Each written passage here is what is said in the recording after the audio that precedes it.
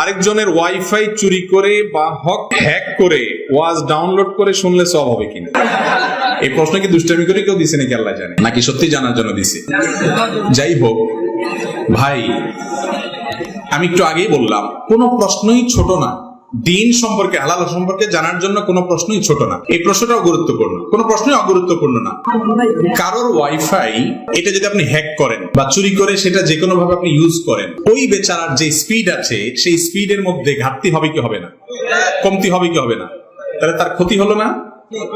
জিনিসটা তার, এটার বিলটা সে দিচ্ছে, আপনি আলগা খাইতেছেন যে সেখানে, আপনি আলগা খাইতে যাইয়া তার স্পিড কমায়া তার ক্ষতি করতেছেন, চুরি করতেছেন। এটাও চুরি, এটাও না যায়, এটাও গুনাহ। এটা করতে পারেন না আপনি। আপনি হয় তার পারমিশন নিবেন।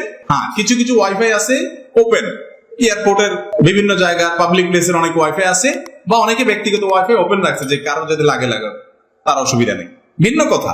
কিন্তু সে একটা পাসওয়ার্ড দিছে, তার মানে সেটা সবাইকে দিতে চায় না।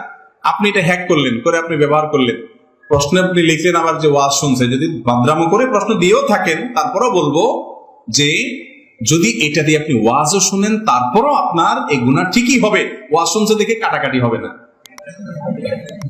একজনে গরু চুরি করে নিয়ে আসছে, আয়েশা কোরবানি দিয়ে দিছে, বলে যে চুরি করা গুনাহ আর কোরবানি করা সওয়াব, অতএব একটা একটা কাটাকাটি গোশত খাওয়া পাও। তো এইরকম কোন মাসালা বাইর করলে মুগরের মায়ের একটাও নিচে পড়বে না, খবরদার।